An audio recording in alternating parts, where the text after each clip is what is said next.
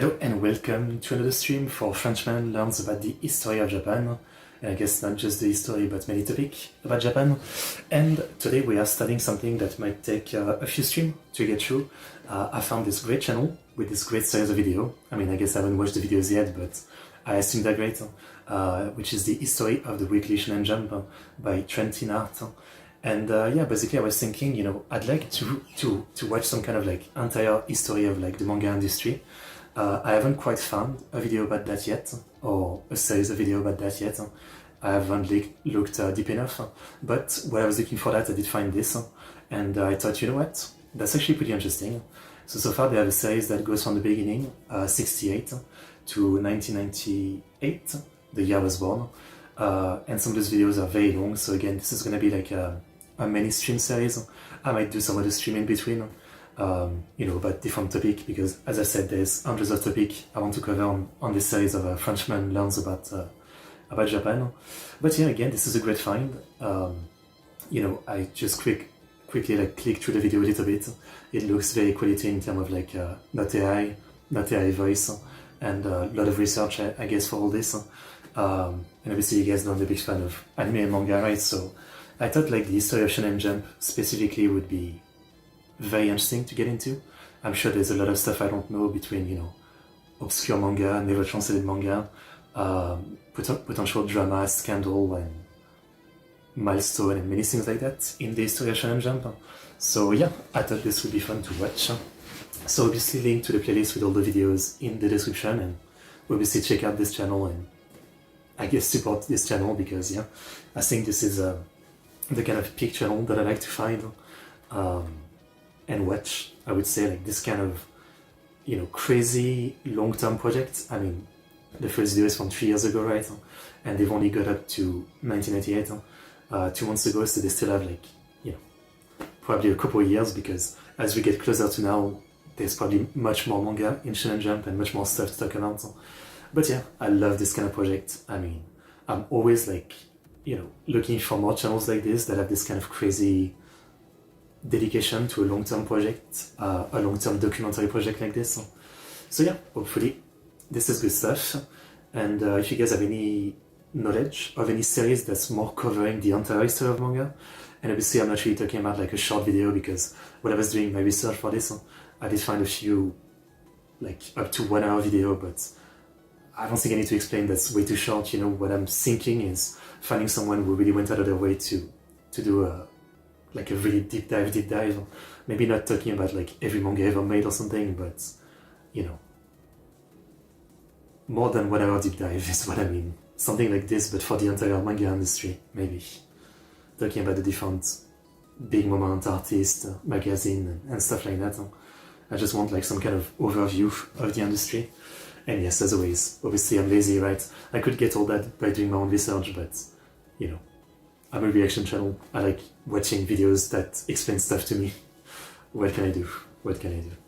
But yeah, this should be fun. So once again, link in the description for the video.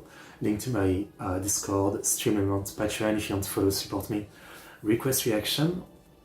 And yeah, don't know if there's much more to say.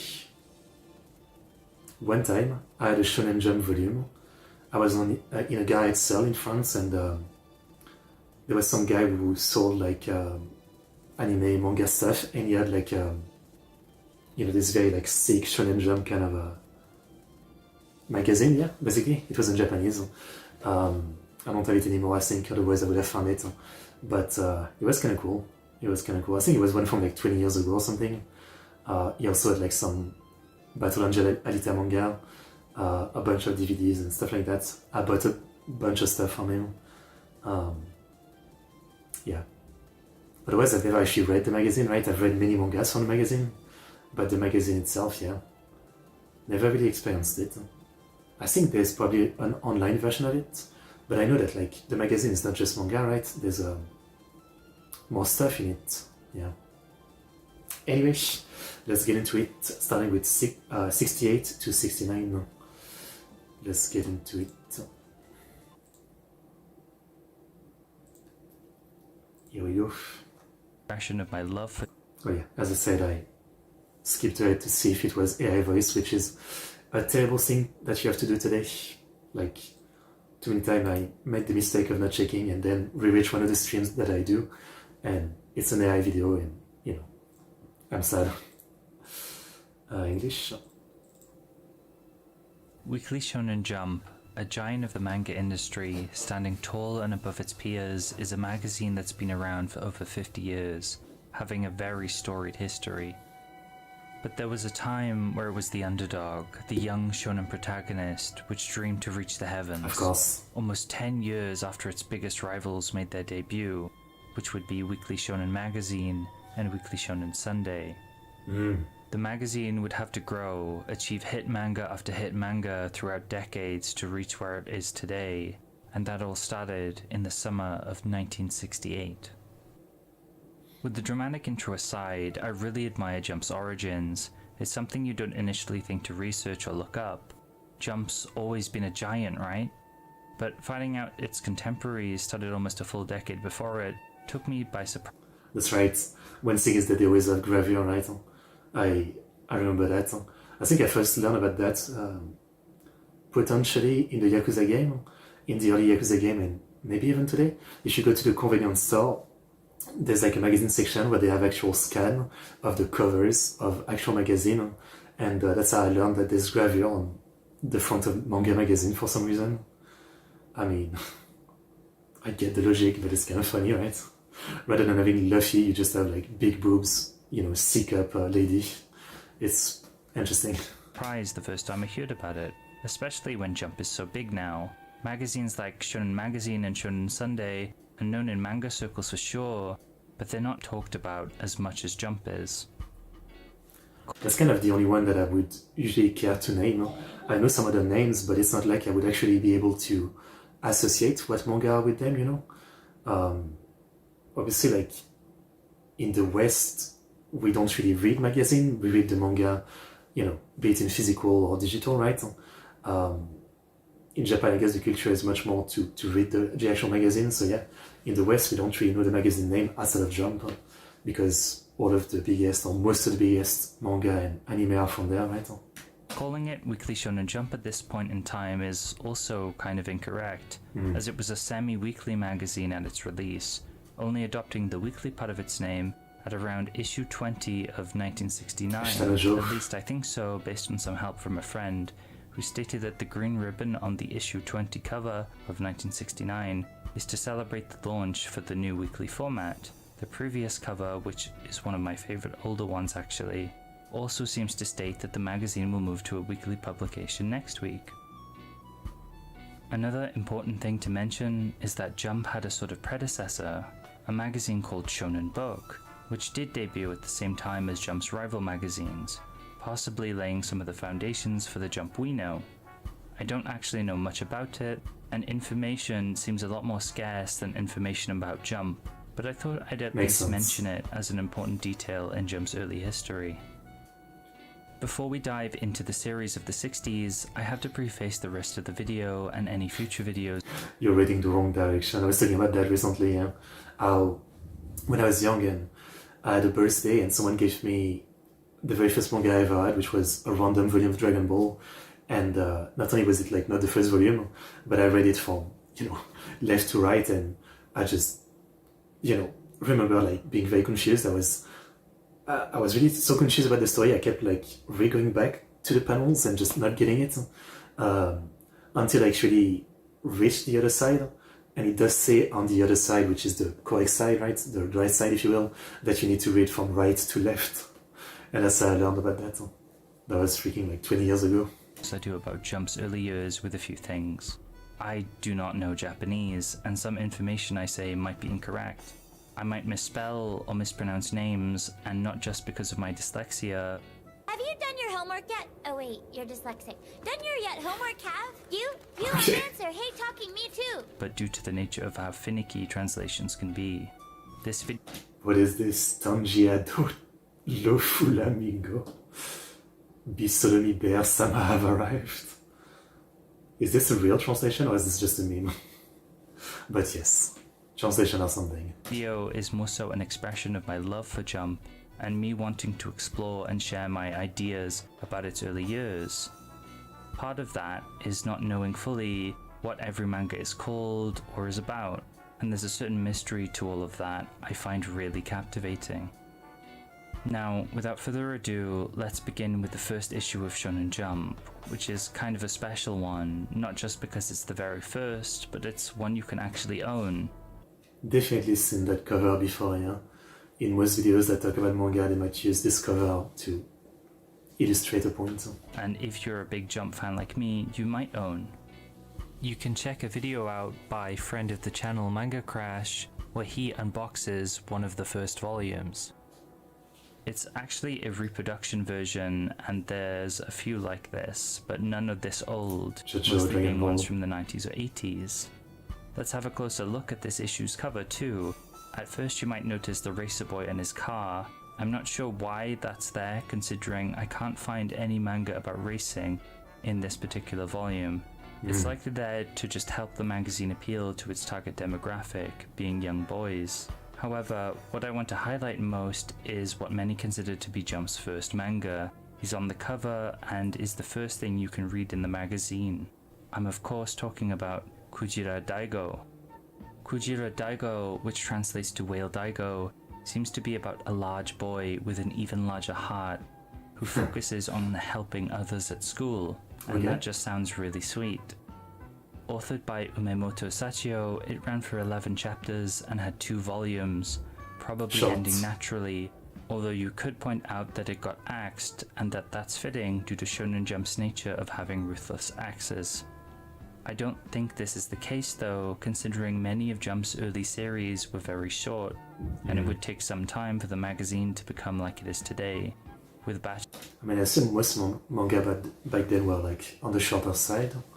Not that I actually know. I haven't really read much, if anything, from the 60s or 70s. I mean, but they were probably on the shorter side, yeah. Batches of series coming and going every few months. In fact, most of the early magazine issues are filled with one-shots.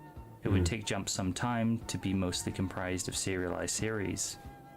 It actually makes sense. Launch the magazine, have one shot, and make people maybe vote for like which one they want a serialization. I won't really be talking too in-depth with all the one-shots in Jump, since there are so many, and also the information on them is very scarce sometimes. I will point out though that in its early years, some issues had what appeared to be Japanese versions of Western comics. The first issue having a Flash Gordon one-shot by American cartoonist Dan Barry. Interesting. Chichi no Tamashi, translated as Father's Soul, was an early Jump baseball manga that ran for 128 chapters and had a total of 14 volumes. Following Hayato Nanjo as he struggles to become a pro baseball player, following in his uncle's or father's footsteps, I'm not too sure. It was made by Hiroshi Kazuka, who did a few other sports manga before Chichi no Tamashi, and it would be the longest running manga in Jump for quite a while due to its early start. Nothing more fitting. The first long running manga is a baseball manga.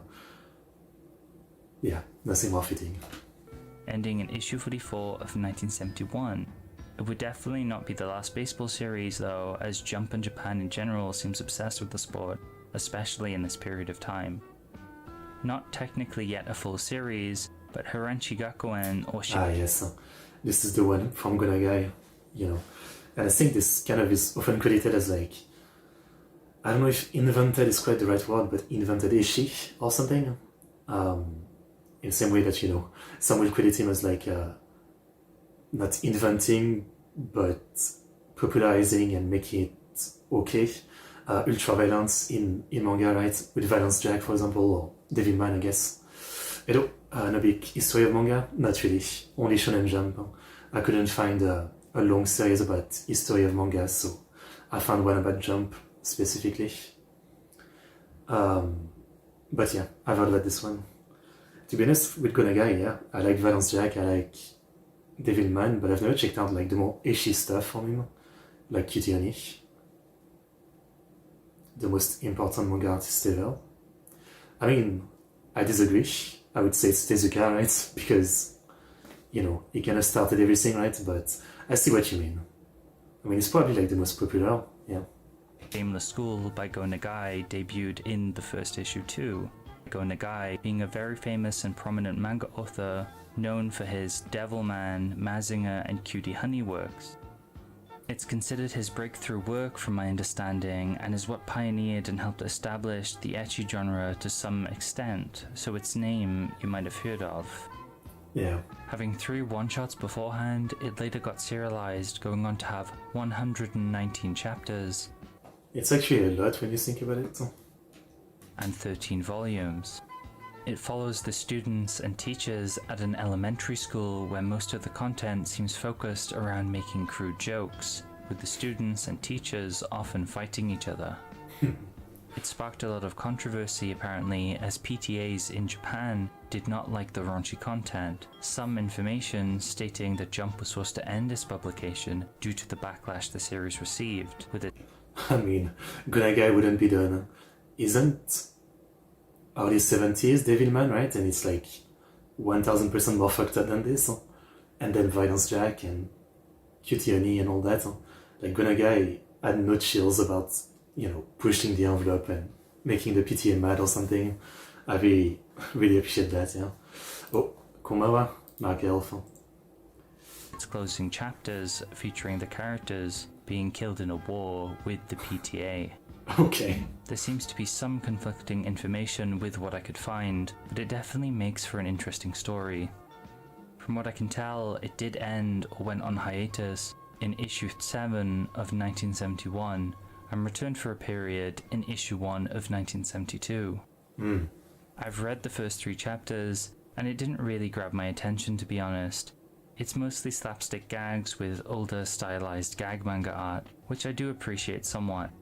Likely it does more with its premise later on and was genre defining, so it's notable for these reasons. If you look around, you might still be able to find those chapters, although I'd only read them if you're interested in seeing a piece of Jump or Go Nagai's history.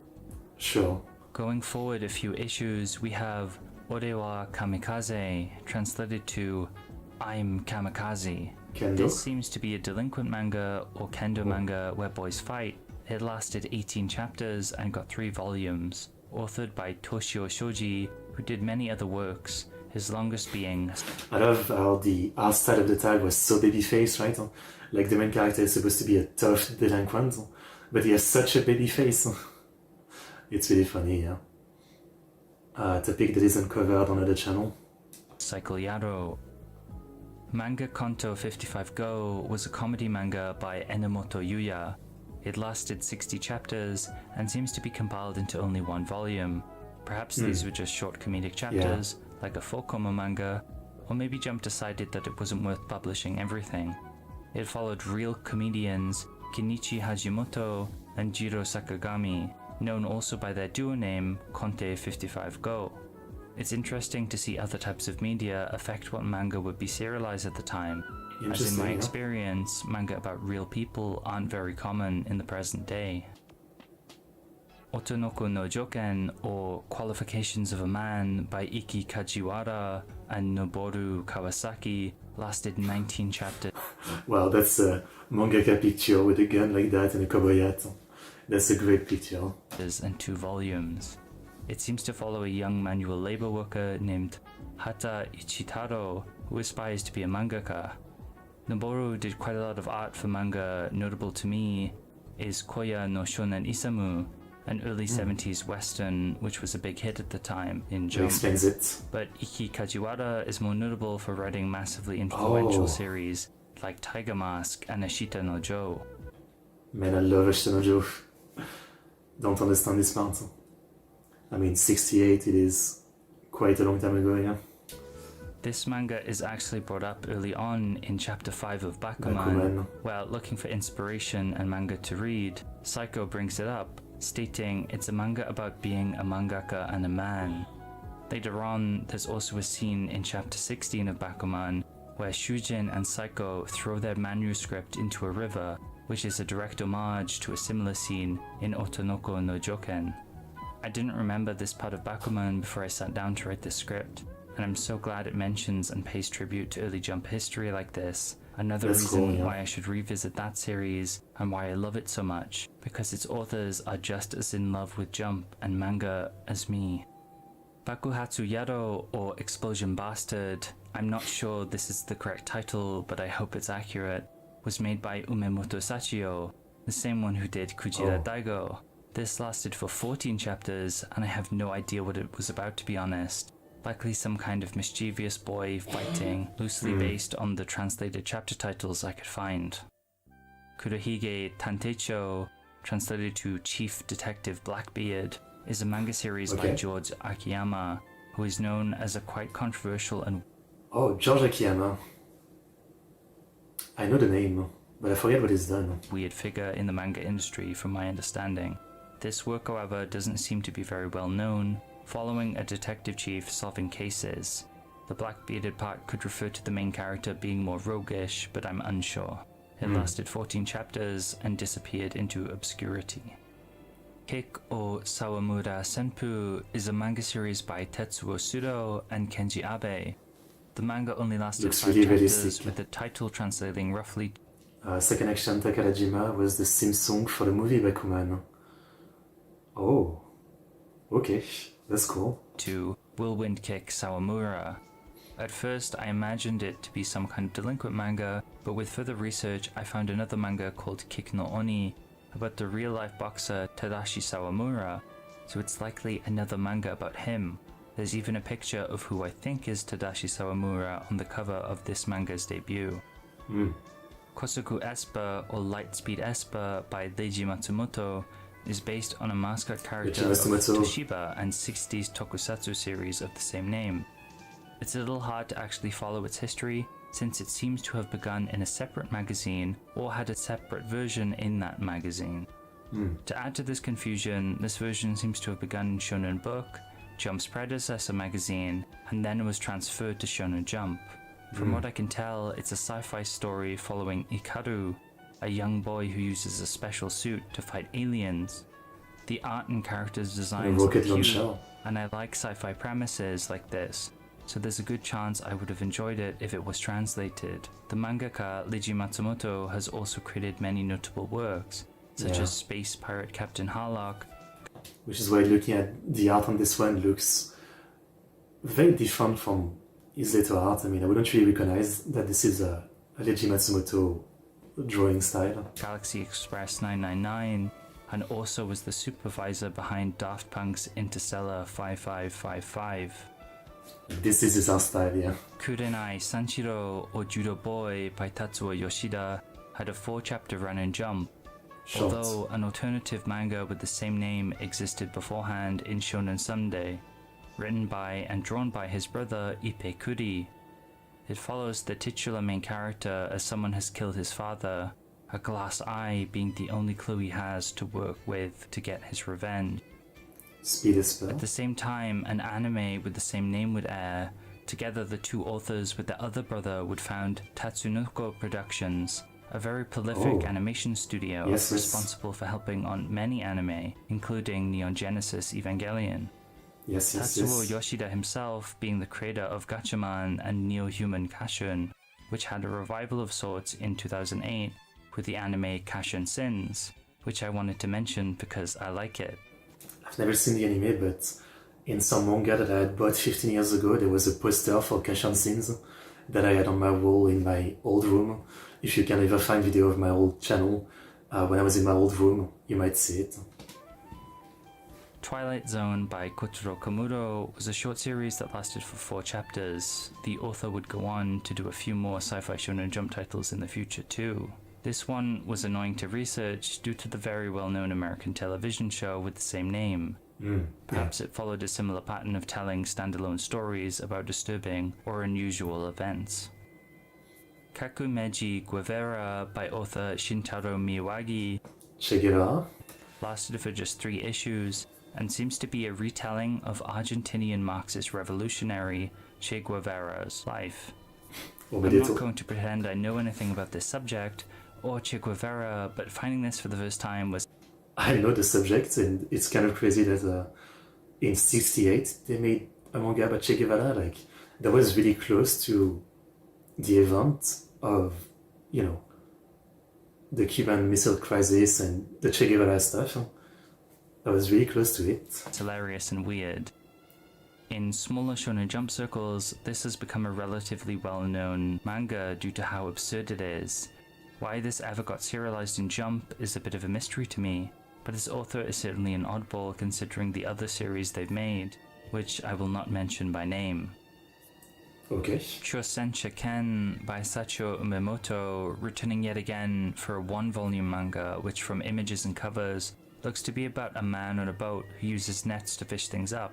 Other than that, I'm not sure what this manga is about since information is quite scarce, but I thought I'd bring it up again just to share that Sachio Umemoto made a lot of manga in these early years of Jump. Katsumada Nakuna, or Don't Cry Until You Win, was created by Toshio Shoji, lasting 5 issues in Jump, but 2 volumes, so perhaps these were very big chapters, or it was continued elsewhere. It follows Gota Daimon, a boy from the countryside of Kumamoto, going to work in Tokyo and his tumultuous office life. Moero Guzumu, translated to Burn Dimwit Roku, was... That's a really cool, like, drawn horse.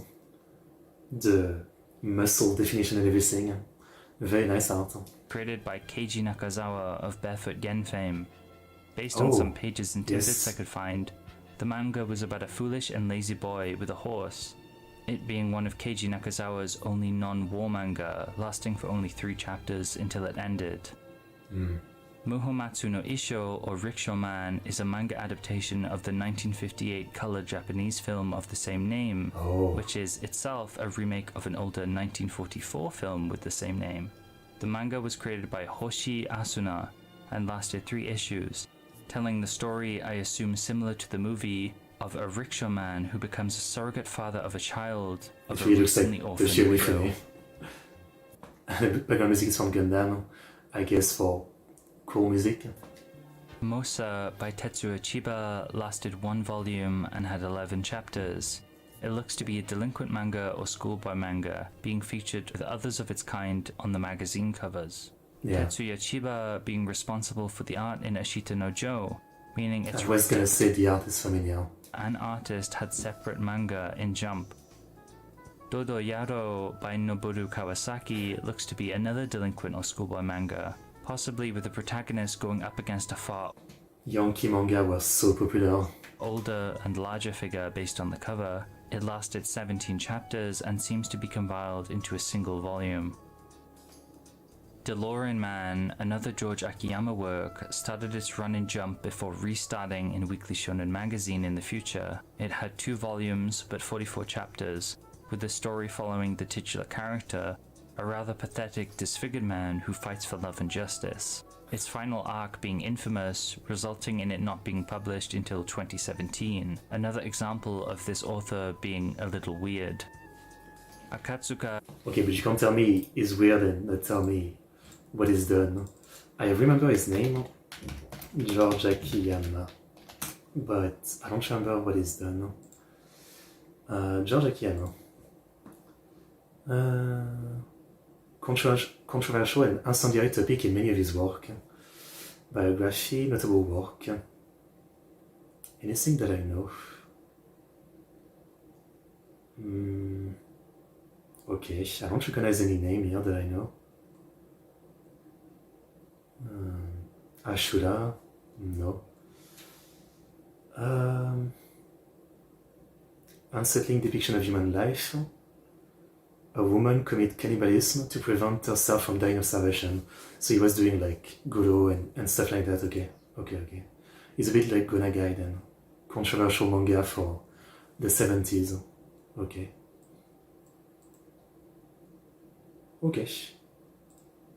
Gag Shotai Seki lasted 13 issues and was a short special feature gag series where Fuji Akatsuka or one of his assistants would make up a short gag. This would be the origin of a later long-running Shonen Jump gag series, Dr. Toilet by Tori Kazuyoshi. Otoko Nara Shori no Uta wo, If You're a Man, Sing a Victory Song by Keiji Nakazawa, was back again with a 6-chapter, 1-volume series that seems to be a hybrid boxing music series about 2 brothers in New York, supporting each other and their passions. I haven't mentioned a few other series that... It really shows that you don't... like especially us in the West, right, where we don't have access to most manga. Sometimes, like for many authors, there's only one manga that's translated, and so when I think of this author, I think of Barefoot Gen, you know, which is an autobiographical manga about him surviving Hiroshima, basically, and it's a really brutal, violent, and very sad manga, right?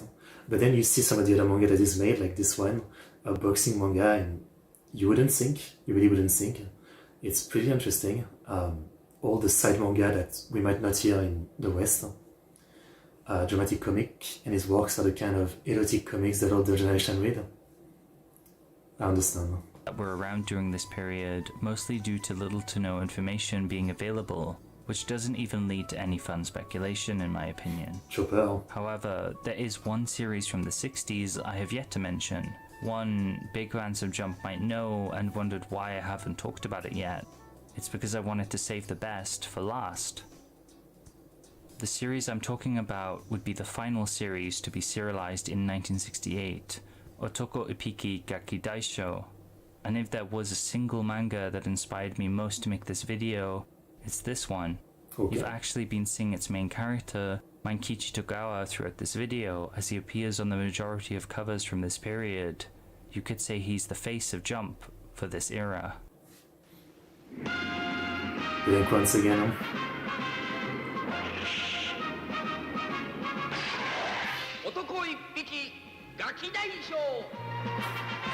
So epic.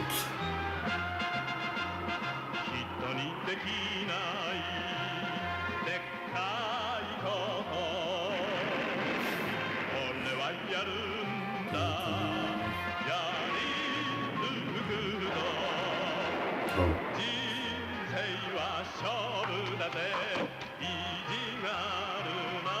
It's a man's manga.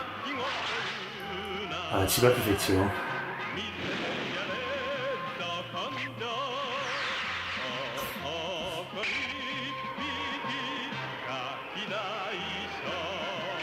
So classic. Is that the Kamen Rider kick? Created by Hiroshi Motomiya, it ran for 160 chapters and had a 20 total of volume. 20 volumes, being one of the titles that propelled early Shonen Jump to success. It was also the first Shonen Jump manga to get an anime. I think the manga has aged really well, in part to an excellent translation effort by Hokuto no Gun, but also its well-written characters, snappy story beats, and art which could seem dated to some, but I find especially charming. Yeah.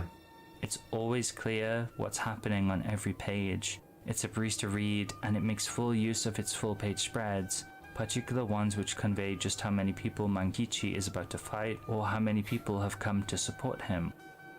Speaking of Mankichi, Otoko Ipiki follows him, a boy living in rural Japan, and his growth as a person, starting out with typical small-town delinquent fights, but quickly escalating into bigger and bigger conflicts, which aren't even all physical.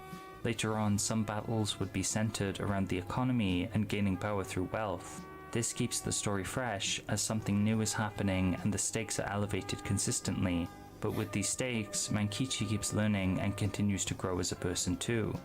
Mankichi is someone who exudes charisma, and I feel like the writing really pulls this off. You can't help but love him. He's cocky and has a temper, but he always does the right thing. He's honorable and makes mistakes, which he always learns from. Throughout the story, he becomes better and better, and more people flock towards him, which is just a joy to see.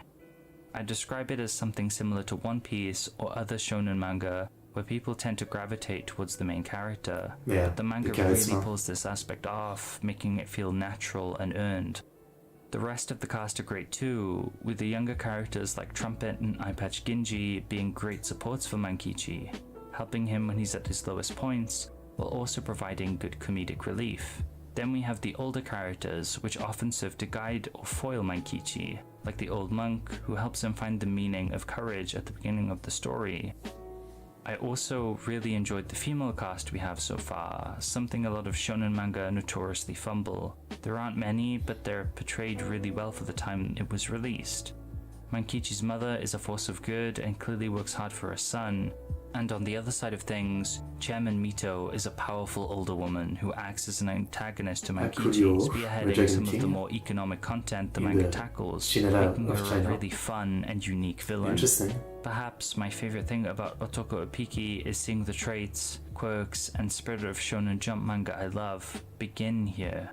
I didn't grow up with the magazine in this period, but is said to have greatly shaped the youth who read it, including future Jump mangaka like Masumi Kurumada, who made Ring the Kakuro, and Yoshiyuki Okamura, the writer of Fist of the North Star. Both of these manga would be pivotal to Jump in the future, and some would say that these are shining examples of what a good Jump manga is. Both of them worked as assistants under Motomiya on Otoko Ipiki, likely being very formative for them in their future careers. From here on, the magazine would enter the 70s, with its structure shifting to something closer to modern Weekly Shonen Jump. A lot more series would release too, including some big ones like Kinnikuman, Cobra, and Ring ni Kakero.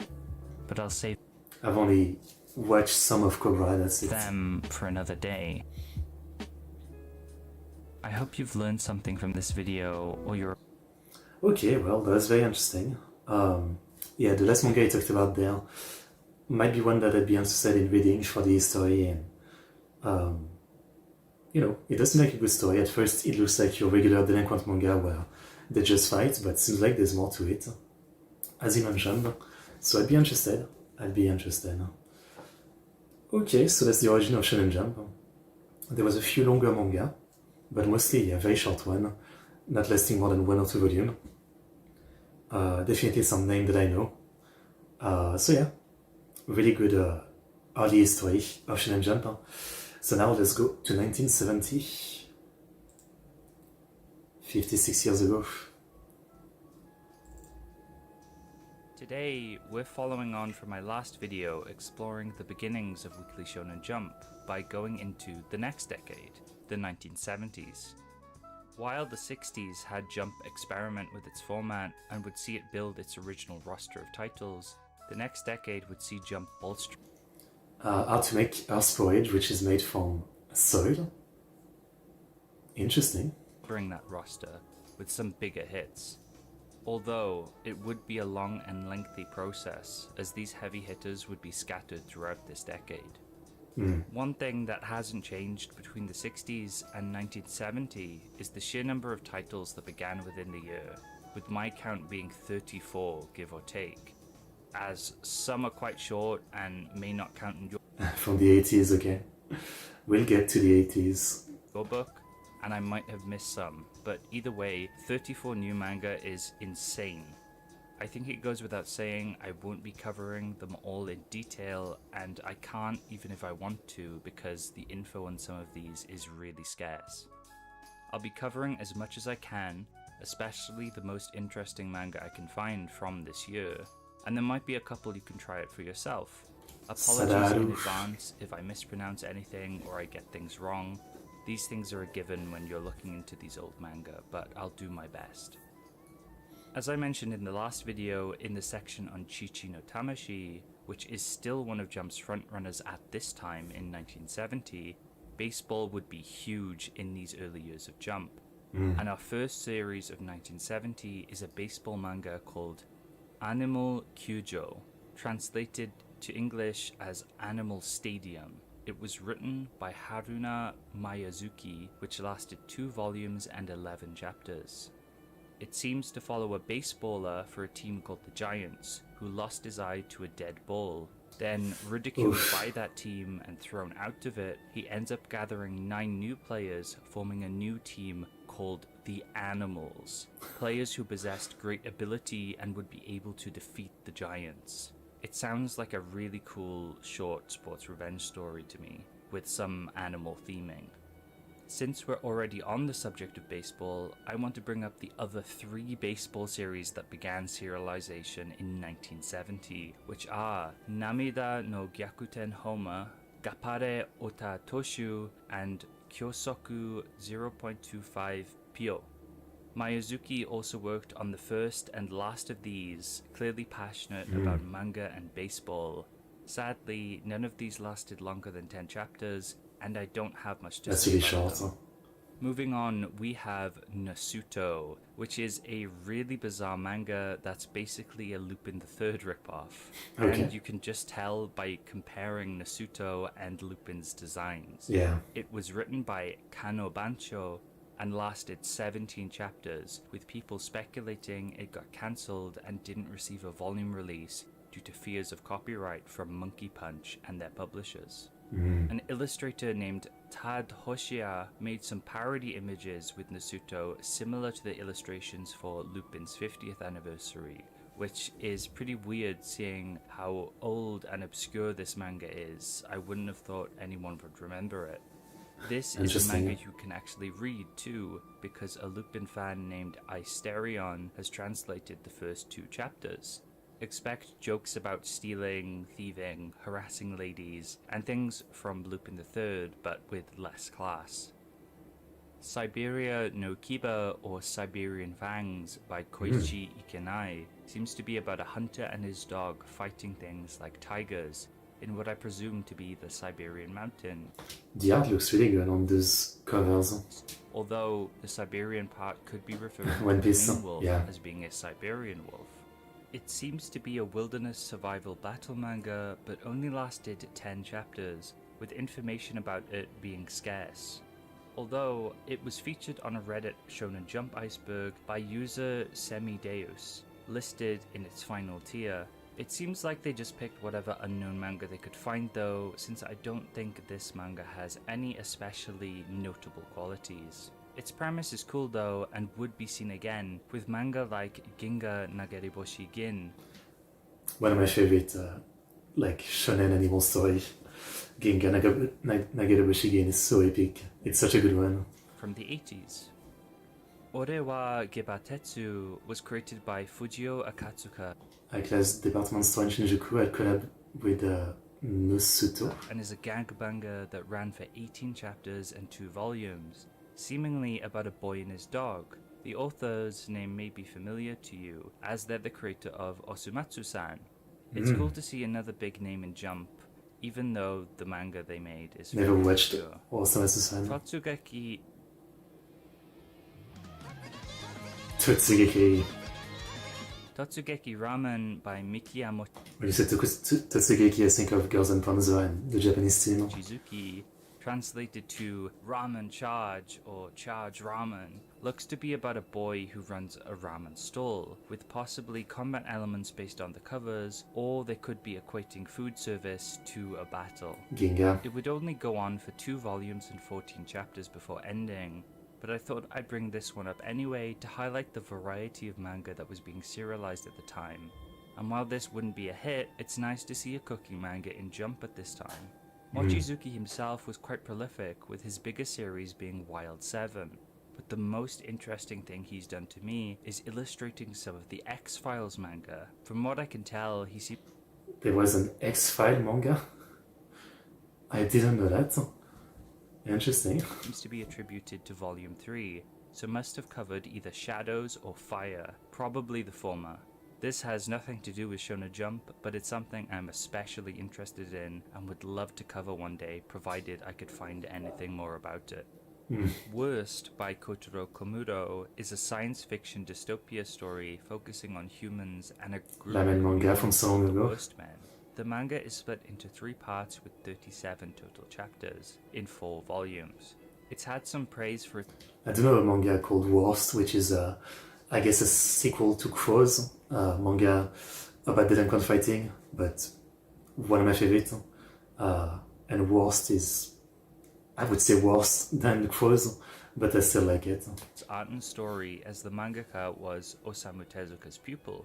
I think it would have been interesting having Worst in the magazine as a solid, serious sci-fi story that would have been quite engaging amongst all the gag and delinquent manga the magazine had at the time.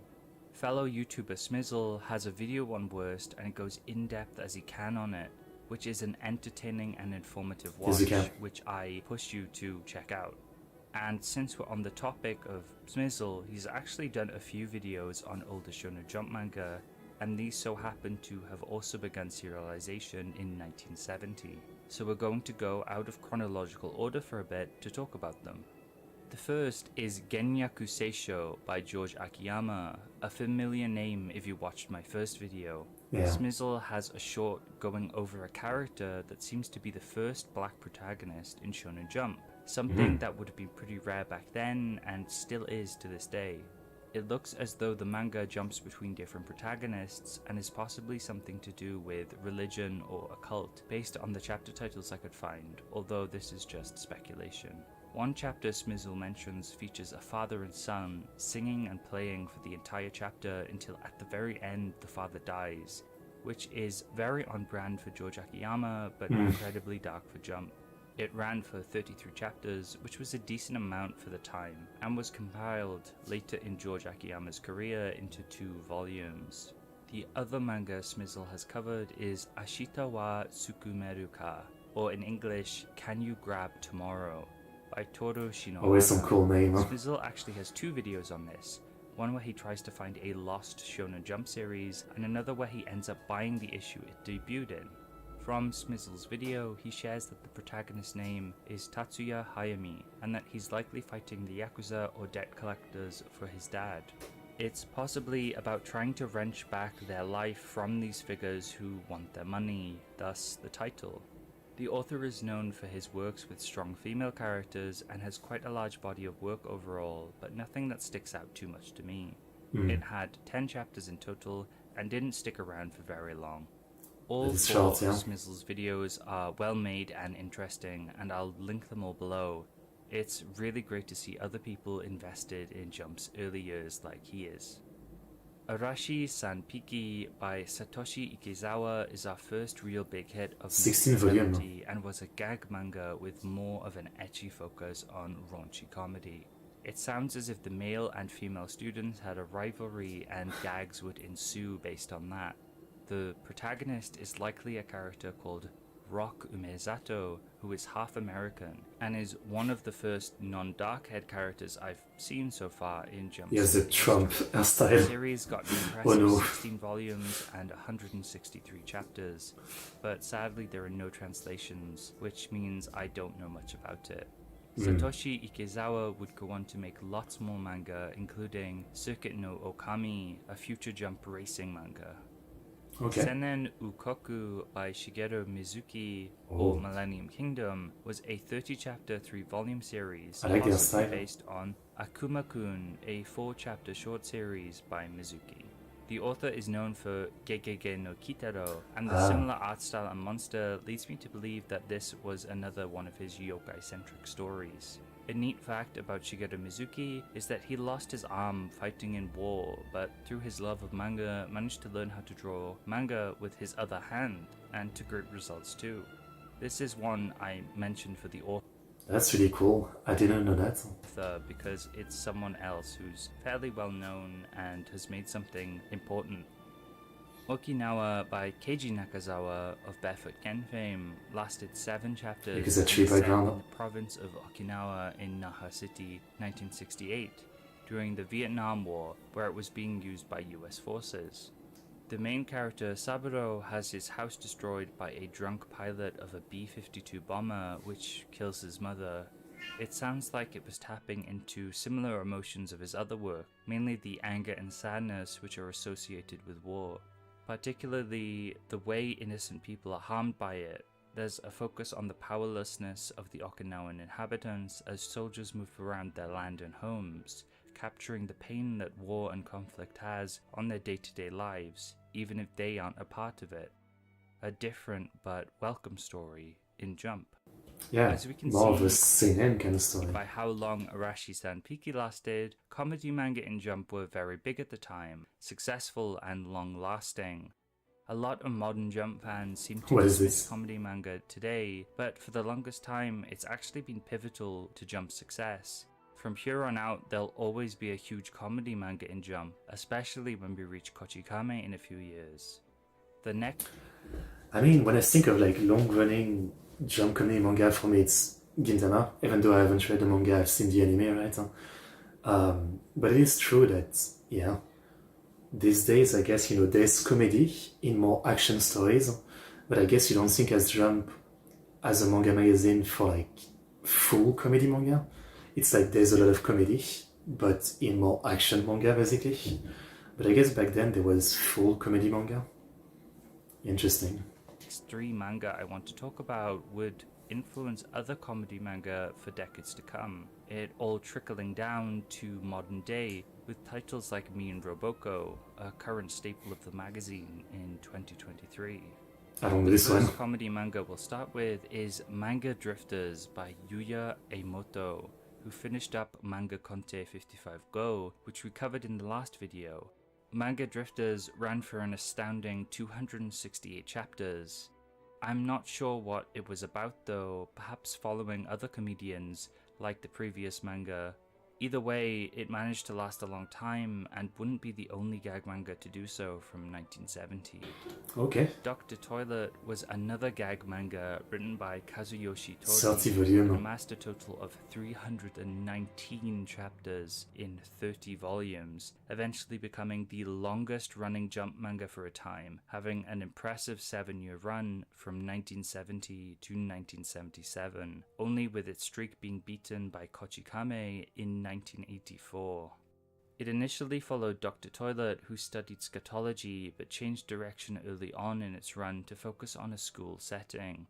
It was filled with all sorts of crude humor and potty jokes, as you'd expect from the title, but it seemed to contribute a lot to Jump, helping pioneer the friendship effort victory motto. It managed to get printings in France and South Korea too, and so we get a publication in France. Fair enough. I always forget, but in France, I think we are the second consumer of manga beyond Japan. So there's a lot of like very obscure manga that are getting translation in France. I guess I shouldn't be surprised. sold very well in Japan, a hidden pillar of Jumps perhaps that not many people mention. And finally, we have Dokonjo Gairu, or The Gutsy Frog, by Yasumi Yoshizawa. It follows Hiroshi, a middle schooler who trips on a frog named Pyonkichi, who becomes trapped as an imprint on his shirt. It's a gag manga that uses Pyonkichi's abilities to bite, swim, and talk as he's stuck on the shirt to bring Hiroshi into some funny situations. It had 296 chapters in Jump, or 308 according to AniList for some reason, and it was compiled into 27 volumes. It also had a 1972 anime with 103 episodes, and a follow-up anime in 1981 with 30 episodes. It would also get a 10-episode drama in 2015. It is Yasumi Yoshizawa's most notable work, with his daughter Yuko Utsuki even making an autobiographical manga called Dokonoju Gairu no Musume, following her childhood and the tough upbringing she had, focusing on the impact the Gutsy Frog had on her life and family growing up. It's still apparently ongoing and started in 2015, but it actually seems pretty interesting, like I can't say it, English is hard, autobiographical manga about the children of a mangaka, which we know, obviously, don't really have much time for anything else but the manga, right? So this one could be pretty interesting. I might read it one day. What was the name? Manga called Dokonoju Gairu no Musume, Frog had on her life and family growing up. It's still apparently ongoing and started in 2015, but it's likely not ever going to be translated in English. I mean, that's what I would say for a long time, but these days with AI, it's not there yet. I've seen some people already try to make model for doing AI translation, but I think in 10 years or something, AI translation will be good enough to be like 95% accurate or something. So a lot of like manga that people could never read, they will be able to read. Yeah. Did you read manga or anime first? I think the first was probably an anime because when I was young we had a lot of like VHS of Disney movies, and in between those Disney movies there was a few like classic OVA. There was this French collection of OVA called Manga Mania, and I think I had like a Street Fighter OVA, Appleseed, and at the time I didn't even know they were different than Disney movies, right? But yeah, so I think it was probably anime first, and then some year later I was at a birthday party where I got Dragon Ball manga, as I talked about. Pokemon. Patsy Frog seems to be another one of Jump's early big hits, a comedy too, and not as crude as some of the others like Shameless School or Dr. Toilet. It's also another manga you can Smartphone power. actually read, with I me understand. finding the first 3 chapters fan translated before figuring out that you can read a large majority of it on the Manga Mo app officially, or at least you could have when I last checked. If you can read it in some way, I definitely recommend it, as it's something fairly cute and funny. As I mentioned earlier, this is only a selection of the manga from 1970. There's a lot that I could mention that sound It's okay. interesting, like I understand. Akuma no Mizu, Devil's Water, which The full story of Dragon Ball Z in a game. The curse of the manga adaptation to game. I really am not a fan of that. Like these days, it seems like everybody is learning the story of Bleach by playing Bleach Rebirth of Steel, I think it's called. But obviously it's like such a condensed version of the story. And I hate it. I understand that, you know, some people like it like that because it's so much shorter, but as a fan of Bleach and, you know, Dragon Ball 2, I really feel like it's a shame that people are learning the story by playing the game version that is so condensed. But that's what people are doing these days, yeah. Yeah. is a really sick name for a manga, or Black Pro Fighter Takeru, a dark-looking martial arts manga with some really nice art. There's also Aitsu, a horror-looking manga which possibly has vampires. But with manga like these, what I just said is all I have to go on. It's merely short bursts of speculation. So much manga in this time period, from the 60s to even the 80s, is largely untranslated, undocumented, and either extremely difficult to get your hands on or impossible. But Yeah, even of if course. that's the case, in some form they still exist. I'm talking about them right now, even if all I have is a basic description and their name. And I'm guessing in Japan there must be some kind of preservation effort. I mean, Jump themselves must have some kind of version of all of this, and maybe there's even a Japanese website with like an archive of all the volume of Shonen Jump. Yeah, there must be that in Japan, yeah. And I'm glad that Jump overall is so well documented, because it's fascinating to go delving for this information and to speculate on what some of these mangas might be like. Yeah. And fun fact before we end the video, out of the 48 covers that Jump released in 1970, 15 of them feature Mankichi from Oto Ipiki Gaki Daisho as their main focus. If you include Cool. group covers and smaller promos, Mankichi would be on over half of these covers probably. I'm mentioning this just to push the idea Pirate that Warriors. Oto Ipiki was basically the One Piece or Dragon Ball. Even worse, I guess. Like Dragon Ball, I guess it kind of works. Budokai Tenkaichi, I remember one of them. I think Dragon Ball is simpler, so it works, but One Piece especially, yeah. One Piece is probably like one of the worst case, and I love Pirate Warriors. I've played 2 and 3, but they are like, sometimes they skip entire arc, I guess, and they're such condensed version of the story, yeah. Too many episodes to watch. I mean, people always say that. Personally, I don't really agree, in a sense of like, if you start it and you really love it, it's not a problem that there's so many episodes, you know what I mean? And if you don't love it, just don't watch it, right? But if you love it, I feel like it's a good thing that there's so many episodes. Yeah, I don't know. Maybe it's just me. Of its generation, and that we should be talking more about it and celebrating it, even reading it.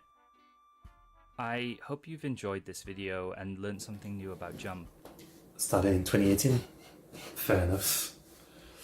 Okay, well, that was great. That was great. I think there's 1 or 2 manga from this period that I would give a try to. I think that's what I would say. If there was a full translation, yeah. Obviously, I think that's, again, part of the problem, yeah. A lot of things from this time might not get a translation, or have any, yeah. Great video, great video. I should sub, by the way. Okay, so next we have 71, 72.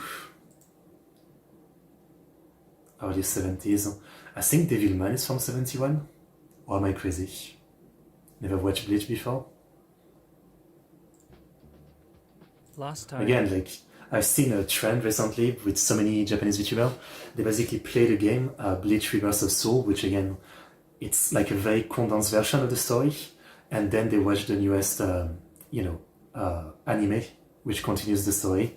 But again, I've taken a look, and not only is the game cutscene presentation, like, to my experience, really not that great compared to the anime, it's also skipping so much, which makes, skipping so much of what makes the story great. And that's only Bleach, which again, Bleach isn't even that complicated. So then if you go to like One Piece or something, it's even worse, the kind of game that just condenses the story so much, and people use it to get the story. I feel like they're missing so much, Maybe it's just me, yeah. JoJo with memes. Everybody did. We took our first steps into the 70s of Shonen Jump, a decade of growth, full of new series and successful gag manga which would help bolster the magazine and attract new readers. Otoko Ipiki would continue to act as the magazine's face, surpassing 100 chapters this year, but would find itself coming to an end in issue 51 of 1971, for a period of time at least. Another one of its bigger hits, Harenchi Gakuen, would suddenly stop serializing in the 7th issue of the year. As mentioned in my first... As we a little classmates were watching the duo fight on YouTube. For me, it was an anime. There was some anime in 2012 or something. I think it was an RM anime. I don't even remember the name. I don't think it was very good. But the main girl made a joke about JoJo, and I didn't know what it was, so I looked it up, and that's how I discovered JoJo. I think it was before the new adaptation. History video covering 1968 and 69, when Harenchi Gakuen debuted, it would receive a lot of negative attention from parent-teacher associations due to its... That's definitely good guy. Look at this. Genre that brought me to JoJo. Crude content, leading it to be dropped from the magazine for a time, which would include the rest of 1971. Despite this setback, Jump continued to sell well and grow, likely due to the host of new comedy series which could fill the void of Harenchi Gakuen. In the meantime, the magazine would continue to experiment, adding new series into the fold, with the majority of them for this year not sticking around, aside from a few notable... Wait, I see a name, The Human Condition. Was there a manga version of The Human Condition? The legendary trilogy of movies from the late 60s? I didn't know that. Exceptions towards the end of the year. As usual, I won't be covering every single manga that debuted in the year. I don't have all that much to say on them, but I will show a list of them. Thankfully, 1971 wasn't nearly as packed as the previous year. The first new serializations of 1971 featured more baseball, pro wrestling, and this weird issue 12 cover. But the first interesting pro wrestling and this weird issue... This man is really enjoying his baguette. I approve.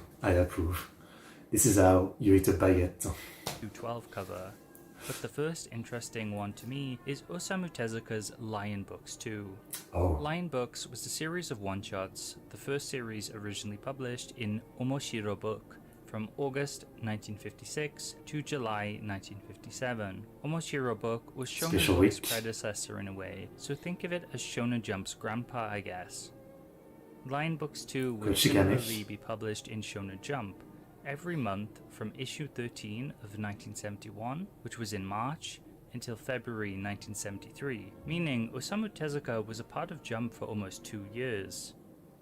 Tezuka doesn't really need much of an introduction, being the father of manga, creator of things such as Astro Boy, Blackjack, and also Lion Books. I more so just want to share that at one point Tezuka worked in Jump, which I think most people wouldn't know about. I actually didn't think he did, yeah. It's really cool, and I'm glad another historical great etched a part of themselves into Jump history. I've had the pleasure of reading 2 stories from Lion Books 2, which are translated in English. Adachi Gahara, the first story follows a space investigator sent to look into some disappearances related to a witch. It features a nice twist, which I won't spoil because it's a very good short story, and I urge everyone to try it. The same can be said for Seven Men from Outer Space, the 17th story of Lion Books, following 2 police spacemen and 5 aliens. It's a great little story about alien racism essentially, and the willingness of strangers to help others. Both are a little dark, but have brilliant, clear stories and messages with some beautiful artwork. As I said before, I really need to read some Osamu Tezuka manga. I mean, I think the Adolf one might be the first one I choose, but there's a lot I want to read. Definitely something you would expect from someone titled the father of manga. I honestly wish I could read the rest because these are an absolute treat. Several of these stories have also had an anime adaptation, with Adachi Gahara being one of them. I find it a shame that they aren't too well known though, as the 2 stories you can read are brilliant, and I urge everyone to try and hunt them down. Toro Shinohara. I don't know if you guys saw, but I think I shared it on Discord, but there's about to be a new big documentary about Osamu Tezuka called God of Manga, basically. I shared it somewhere. Yeah, I got this one. Looks to be a very worth watching documentary. Yeah. They even have like interview with Naoki Urasawa and many other like big name. So should be very interesting. Yeah. The creator of Ashitawa Tsukumeruka, which we covered last time in the 1970s video, returns, this time with a manga called Key Girl, which seems to be about a lady who breaks locks, so probably... I actually quite like his character design. Usually, character design of the time, you know, I can appreciate but I'm not crazy about, but this, quite nice. Probably a thief or another similar profession.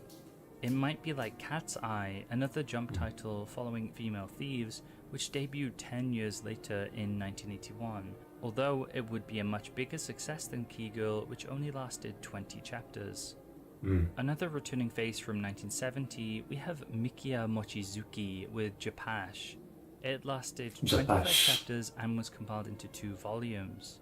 Set in the early 20th century, explorers discover a Mayan tablet engraved with the names of those who would try to conquer the world. Alexander the Great, Genghis Khan, Napoleon, Hitler, and Japash are all listed with their dates of birth and death, aside from Japash's date of death. The story follows Hikaru Hyuga, born on December 8, 1956, the day Japash would be born. From what I can gather, he seems to be a beautiful and eloquent boy who eventually goes on to form a military organization called Japash and uses it to take over Japan in an effort to fulfill the prophecy set by the Mayan stone. Okay. Originally, I thought he might have been a lady since he looks extremely feminine, but he is male and in this case reminds me of Ash Crimson from King of Fighters, both being powerful, feminine, but also possess evil or bad personalities, which you wouldn't expect from a protagonist. Originally, Mochizuki wanted it to be a revenge story, but Hikaru became more and more evil over time, and it's possible the series was discontinued by Mochizuki because of this reason. It doesn't seem like the kind of story that would really work at this time, right? Even though the concept is pretty interesting, like someone who is supposedly destined to take over the world, like legendary figure of history would try to do that. It sounds pretty interesting in the way you could develop that kind of story. You know, the rise from like the very bottom to the top, some of the stuff about, you know, what it's like to try to take over the world, etc. Like a lot of potential with a story like this. Either way, it sounds like a fascinating concept for a manga, especially one in Shonen Jump, where evil protagonist characters don't really exist. Never tried it. Yontaro Ichihime, or Four Boys and a Girl, was created by Baron Yoshimoto. Is that Batman? And lasted 14 chapters, compiled into 2 volumes. The covers are filled with all sorts of striking characters, one even looking very similar to Batman. Yeah. The chapter titles also mention Satan and Greek heroes. From these details, I mean, there's like top left. There's a buff alien guy with the head of like the alien from Independence Days. a manji or Nazi symbol on his chest and a yellow Ilo suit. What is going on? And what synopsis I could find, it sounds like a very wacky sci-fi story following 5 children who decide to rebel against God. The Okay. Makes sense. author, Baron Yoshimoto, is well known and respected as a manga artist and painter who was inspired by Western comics. He would be a big player in the manga industry during the 60s and 70s, but would leave it in 1980, where he would go to the US and become the first Japanese person to draw for Marvel Comics. Since then, he has continued to produce art and has quite a few art exhibitions. He would also make Ore wa Ryu, I Am a Dragon, in Jump during 1972, but it only lasted 8 chapters, and seems to be a martial arts manga. Looks like a Beyblade at the bottom. As a quick interlude before the next manga, I wanted to mention the issue 31 cover, as it features Go Nagai, Hiroshi Motomiya, and Hiroshi Kaizuka. Cool. These 3 people are responsible for the first 3 big hits in Jump, all of which in some way would cease publication within 1971. As mentioned at the beginning, Otoko Ipiki would end for a time near the climax of the year, and for now, Harenshi Gakuen was in the doghouse, although Nagai would publish a 3-chapter short series starting in the next issue called Niketsudan. Chichi no Tamashi would end, however, in issue 44 of this year. I wanted to just take some time in the video just to mention these 3 again, and all the other artists who helped shape Jump up to this point. I mean, we know Gonaga is far from done. He's only getting started. These days, I doubt many people remember them at all, but as a huge fan of Weekly Shonen Jump, I just want to share my thanks and admiration to all of them, as they helped grow the magazine in its infancy. Moving on, we have Bara no Sakemichi, which was created by George Akiyama and had 39 chapters with 3 volumes.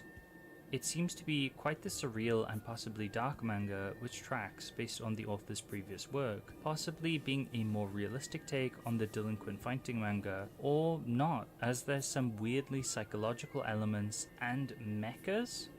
The main character, Domon Ken, also appears very young at the beginning and might grow up throughout the story. It looks weird and surreal, and the more I see from George Akiyama, the more I want to read all of his older works. Samurai Giants by Iki Kajiwara and Ko Inoue is our next big hit. 16 totaling volumes. at 150 chapters and 16 volumes. It follows Ban Banjo, a pitcher who joins a baseball team called the Tokyo Yomiuri Giants. It seems to be your standard baseball fare, with Banjo being quite emotional and reckless at the beginning, but develops and grows as the story progresses. It was Baseball manga, but he keeps holding a sword in the covers. very popular at the time, even getting back-to-back covers for its first 2 chapters, and is regarded as one of Jump's early big sports hits, getting a 1973 anime Wow, look at that adaptation background. that ran for 46 episodes. Another manga would get the same back-to-back cover treatment, which was Hoya no Shonen Isamu, or Boy of the Wilderness Isamu, by Soji Yamakawa and Noboru Kawasaki. Cool cover. Jump were right on the money, giving Isamu 2 back-to-back covers, as it would go on for 111 chapters and 12 volumes, becoming the face of the magazine as Otoko Ipiki came to a close. The story follows Isamu, the son of a samurai. Man, I love that magazine cover, right?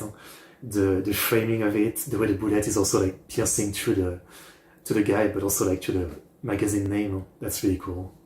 Samurai and an American Indian who were both killed by racist outlaws. He uses the skills of his late parents and newfound gunslinging skills from an outlaw mentor to survive the Wild West and take on his family's killers. The artwork is gorgeous, especially the covers. It is, however, untranslated in English, but I think an Italian translation does exist if you're lucky enough to know the language. I don't speak An pasta. anime was produced in 1973. Buongiorno. It spanned 52 episodes, further pushing it as a big success in the history of Shonen Jump. A few more manga would debut before the end of 1971, the short-lived football manga Head Keeper being one of them. 1971 overall saw plenty of weird titles. I think soccer was popular yet Most in importantly, Japan. 2 new massive hits, with the last 2 manga we talked about, both of which would continue strong into 1972 and take the mantle from their older previous successors who had just ended. But some torches aren't quite ready to be passed, as in the first issue of 1972, Harenchi Gakuen would make its long-awaited return, and with every year, plenty more new manga would get serialized, which I'll list across the screen again before we continue with our next series. Mazinger Z.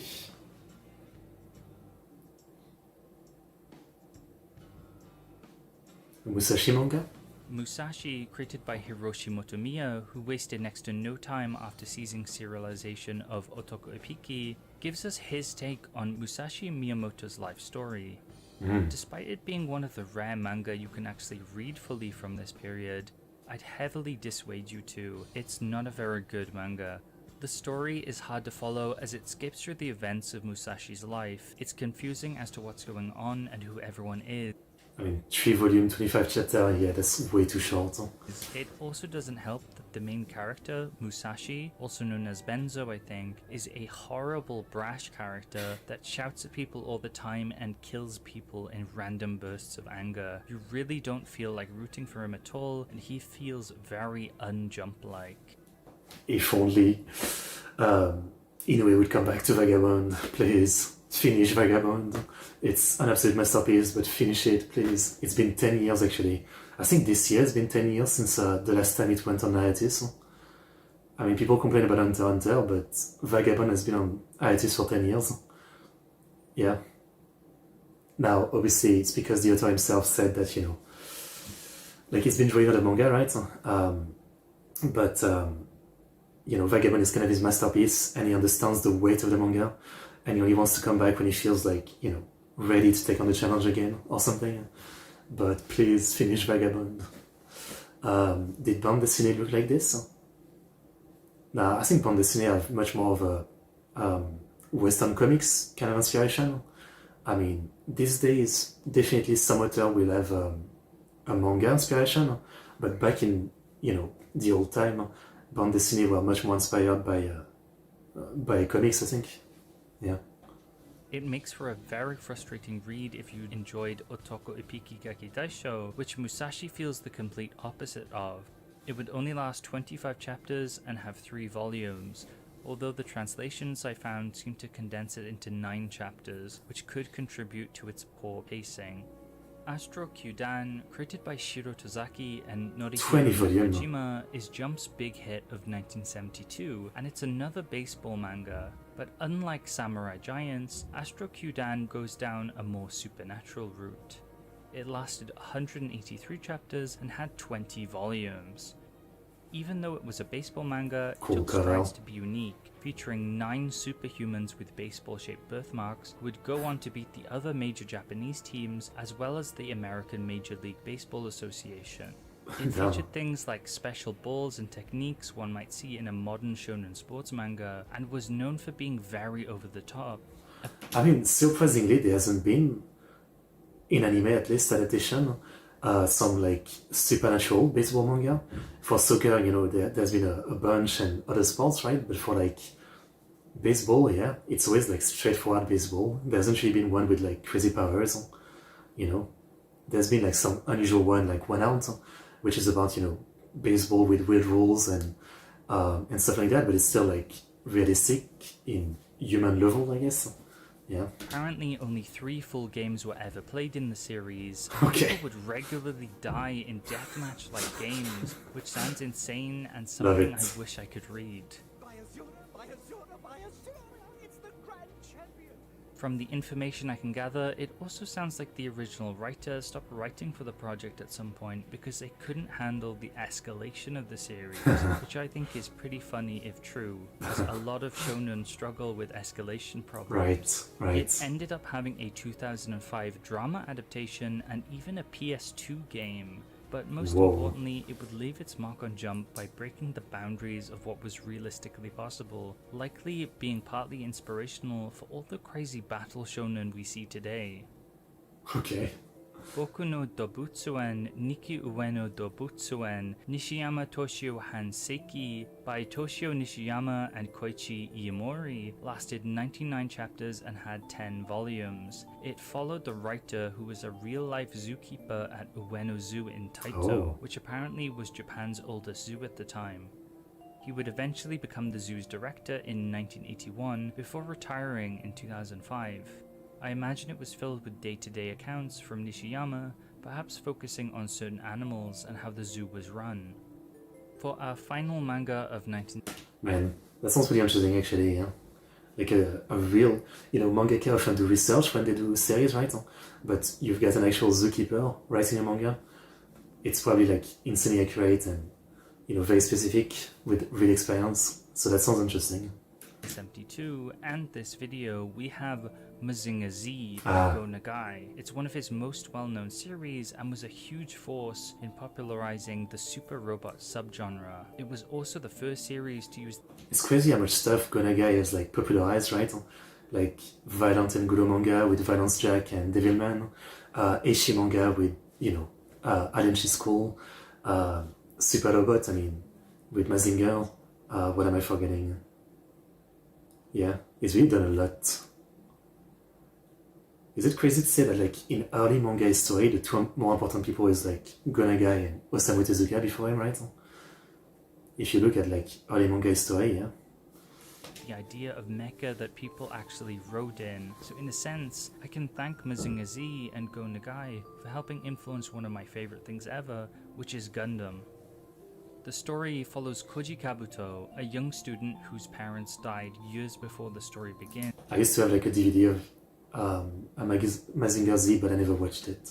So he lives with his grandpa, the creator of the titled Mazinger Z. Eventually he comes into possession of the massive robot and becomes its pilot, fighting off other mecha beasts sent by the evil Dr. Hell in a Monster of the Week style format. It lasted 44 chapters, and I believe following its conclusion, this would be the end of Go Nagai's major contributions to Jump, with him only appearing back throughout the 70s, doing other smaller works for the magazine.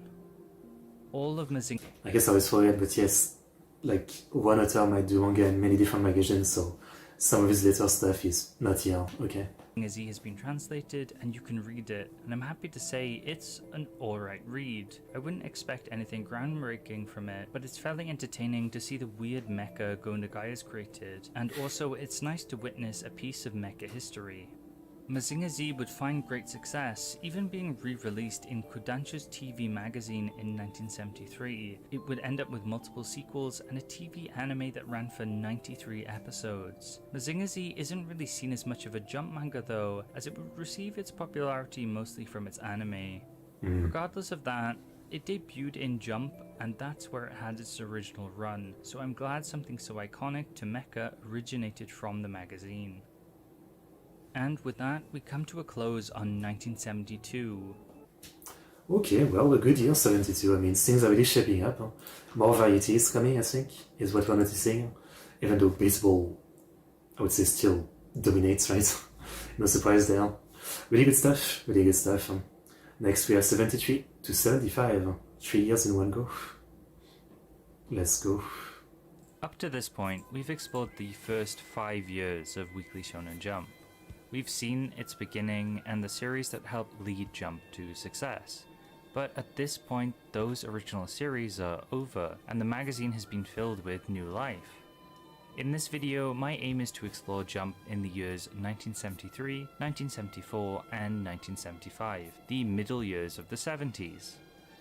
I don't think these years are as packed with hits as the previous ones, but there are definitely a few notable manga, some you might recognize, some you can read, and many that are interesting. So let's dive into 1973. Barefoot Game. First off, we have Dream Kamen by Shigeru Nakamoto. Lasting 33 chapters, it seems to be a gag manga about someone with a mask in the shape of a G-pen. The main character, Dream Kamen, would go into the dreams of children to exterminate nightmares and help them to have happier dreams. Shigeru Nakamoto won or placed highly in one of the very first Tezuka Award competitions. which led him to serialize Dream Kamen. However, it seems that poor health led the series to a premature end. One other thing I want to point out with Dream Kamen is that from what I can tell from reviews and summaries, it's really touched people and seems to be something pretty special and resonant, so my labeling of it being a gag manga might be incorrect. Our next manga is Outalek by Kotaro Komuro, which would be a dystopian series taking influence from A Clockwork Orange. It would only last 20 chapters before ending, however. On his video on Worst, YouTuber Smizzle brings up Outalek's short run was likely due to editors pushing for only one sci-fi centric series in the magazine at a time, the magazine already having Mazinga Z by Go Nagai, although Mazinga Z would only last a few more months than Outalek in the magazine. Smizzle does an excellent job exploring Kotaro Komuro in his video, which I've mentioned in a previous video, but I still recommend checking it out, especially if you haven't seen it already. Link. It's such a funny clickbait title too, like, this is the worst manga in Shonen Jump. Doesn't mean that it's the worst manga, it's just called worst. In the description. Waga Tomo wa Noraki by Noriko Kikuchi lasted 15 chapters in Jump before moving to Monthly Jump, where it had a total run of 11 volumes. It follows Masakazu Muruyama, a boy who isn't good at studying or sports and is ridiculed by his own family. One day he ends up meeting and helping a stray dog who can speak Japanese called Prince Nora. The plot originally sees Prince Nora giving Masakazu advice and helps him turn his life around throughout the story. It sounds like a slice of life self-help style manga with dogs. From what I can tell, it's very well loved and well regarded, with it switching protagonist to Prince Nora later on in its run, and likely including a lot more dog characters based on the different covers it has. A wholesome addition to Jump, even if it didn't stay very long. From issue 13 to issue 22 of 1973, one-shots would be serialized within every issue, with a band on the right side of Jump's cover mentioning a favorite reader award. Perhaps this is some kind of contest that ran for 10 issues, where the favorites would get serialized or win some sort of prize. Either way, I thought I'd bring it up as it heavily features itself on Jump's cover for 10 whole issues, and maybe it's a sort of proto-Golden Future Cup, which is a yearly manga contest run inside of Weekly Shonen Jump, where the winner gets the right to serialize themselves within the magazine. Ruri Dragon and Fabricant 100 being the most recent instances of this. I have no idea of what's in Shonen Jump these days. I mean, I used to, from maybe like 2013-14 to maybe 19, I used to actually keep up with all the new releases and try many of the new mangas, so I was pretty on top of things. And, you know, during their publication, I kept up with quite a few, you know, like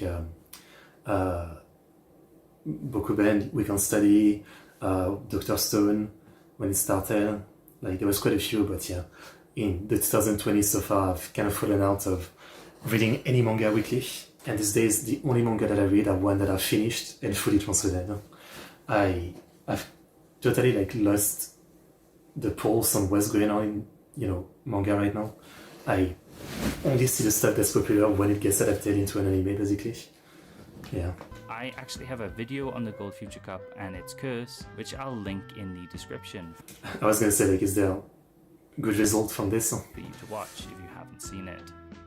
Long-running gag manga Arashi Sanpiki would end in issue 23 of this year, just after the Favorite Reader Awards.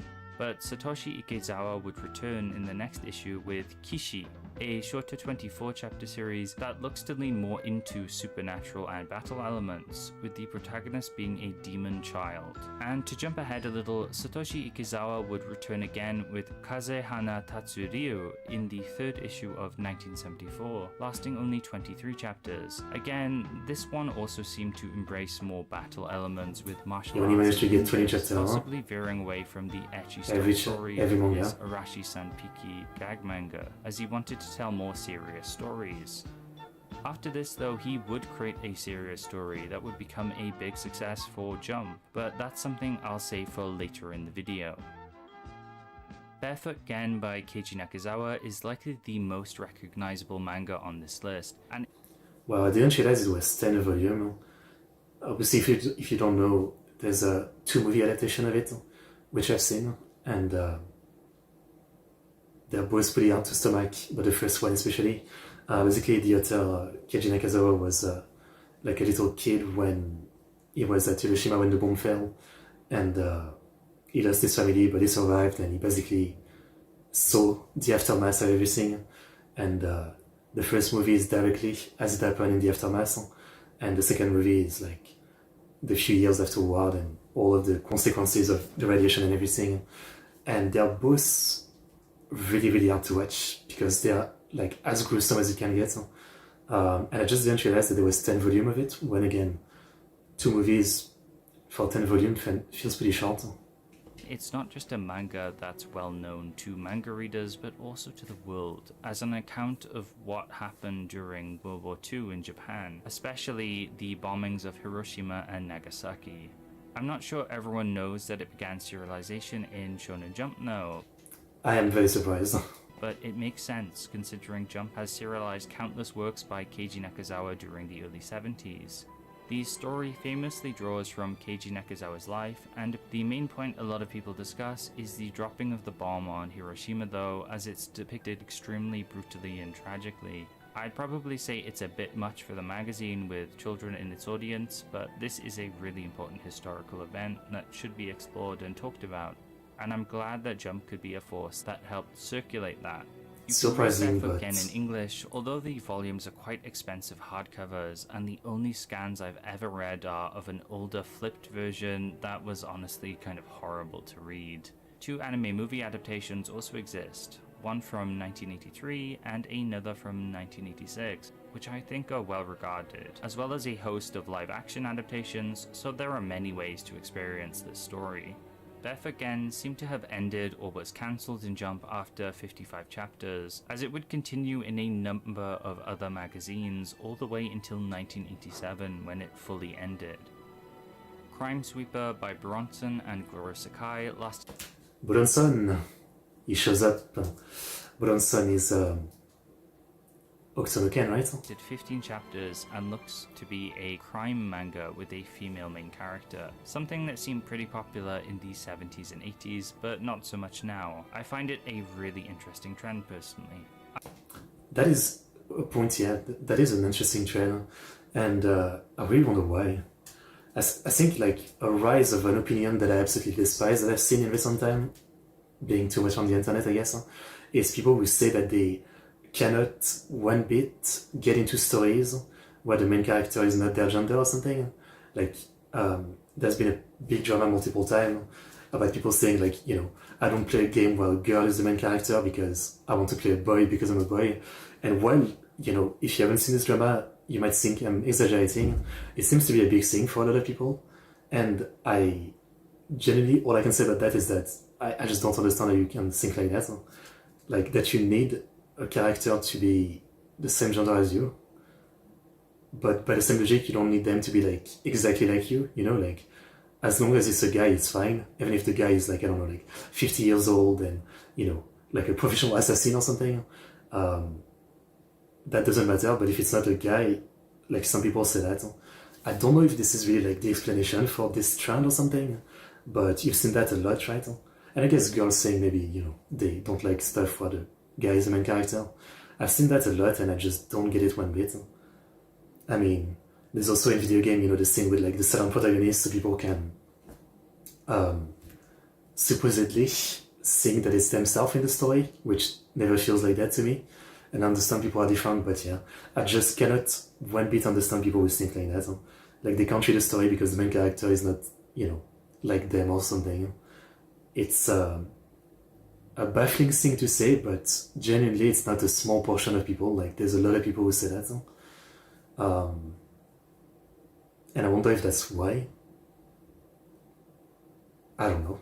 I mostly wanted to mention this because Bronson would go on to famously create one of Jump's biggest hits in Fist of the North Star, as well as many other great manga, one of which we'll mention a bit later in this video, but aside... Bronson did Sanctuary as well, I think, and I love Sanctuary. Aside from a couple short appearances beforehand, this would be his first series in the magazine. After Climb Sweeper's conclusion, it got a sequel series named Pink Punch Miyabi in 1974, following a secret peacekeeping organization trying to stop assassinations of VIPs organized by the evil Black Queen. Play Ball by Akio Chiba was a baseball manga that would see a decent amount of success, having every time it's a baseball manga, it's like at least 100 chapters. It's like an instant win formula. 39 chapters and 22 volumes in total. It originated from a manga called Captain in Monthly Shonen Jump, with the main character of Captain, Takao Taniguchi, graduating from junior high and beginning anew in play ball as a high school baseballer, which I think is a really cool thing to do with your manga, having them linked together across different magazines. The previous manga Captain even continued in Monthly Shonen Jump at the same time as Play Ball, with a new character taking over as the captain of the team. It seems to be a very run-of-the-mill baseball series aside from the aforementioned links to Captain, but it did well despite its competition being the established Samurai Giants and the batshit insane Astro Kyudan. So 3 baseball magazines at the same time, but 2 sci-fi manga at the same time is too much. It would even later get an anime in 2005, 32 Whoa. years after being serialized in the magazine, which I think is pretty wild. Yeah. Ajihei the Cook by Jiro Gyu and Big Joe was a Cooking. successful cooking manga about a young cook named Ajihei who ignores his father's wishes of becoming a traditional chef to make fast food that's inexpensive but tasty. So It's definitely, you know, I like most manga or anime. There's not really genre that I usually will not give a chance to, but there's 2 that I tend to less give a chance to, which is first is Yaoi, simply because I'm more into Yuri. That's it. Yaoi doesn't do it for me the same as Yuri, right? And then the other one is cooking manga or anime. Outside of like Shokugeki no Soma, most of them I can't seem to get very into. The exception is maybe what I wouldn't really call cooking per se, more like eating. One with Cute Girl, you know, like the one about the girl who really likes ramen, you know, stuff like isekai food or something. But for the most part, yeah, like cooking one I don't get into as much. I don't know why. I love food, but I guess looking at food on a page, you know, just make me hungry and I can't eat it, so I don't like it. Maybe that's what it is, I don't know. I don't have a logic for it. everyone can enjoy eating. It definitely sounds like some DNA has been passed down from Ajihei all the way down to modern day manga like Shokugeki no Soma. In a similar way to Soma, parts were often depicted in an over-the-top way, with Ajihei working so hard he'd bleed and would sometimes use his own sweat as a secret ingredient, which definitely violates some health food codes. Yeah. It met with a lot of success and even had its own TV drama, ending with 212 chapters and 23 volumes, with some noodle shops in Japan using the name Ajihei.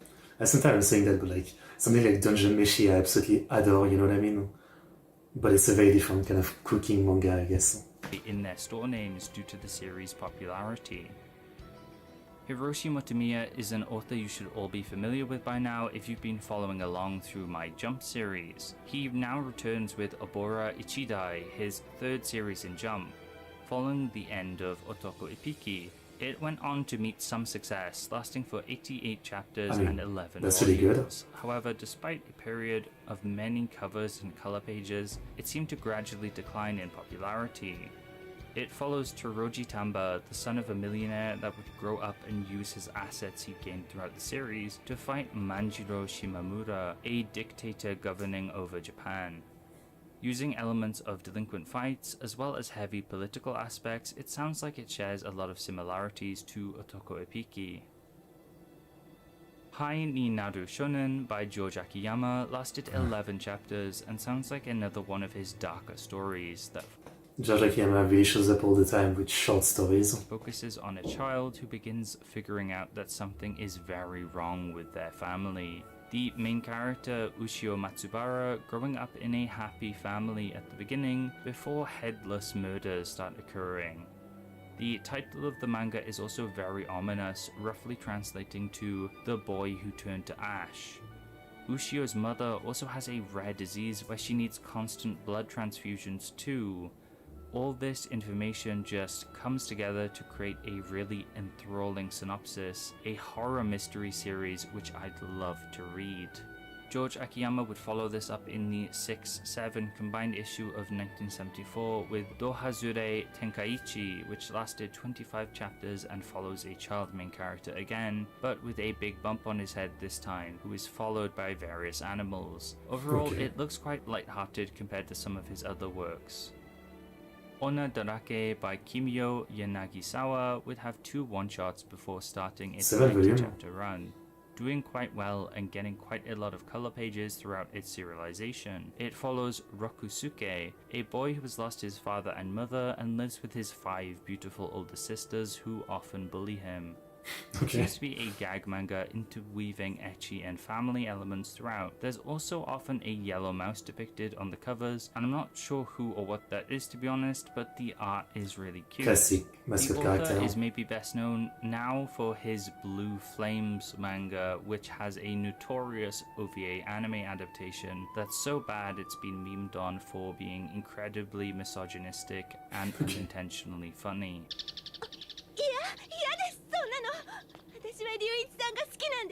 He's gonna slap her. No. 飽きたんだ君に正直言って君の体にも 1973 was a good Misogynistic or just classic shoujo manga character? I mean, I guess this isn't a shoujo manga, this was a shonen manga, but... year overall, with plenty of interesting series and the return of veterans like Motomiya. With the introduction of Playball, once again the magazine would also have 3 big baseball series running concurrently in the magazine, which so much is baseball. something you'd see in modern day Jump.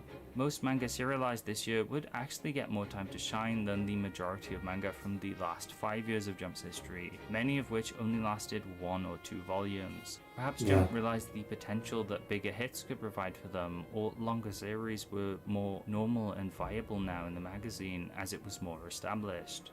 1974 would see our beloved Cowboy Isamu ending in the 2nd issue of the year, and while Toroji from Abora Ichidai would feature on a number of covers, there wouldn't really be a face of Jump for a while, but the numerous strong series the magazine had at this point would hold the magazine together.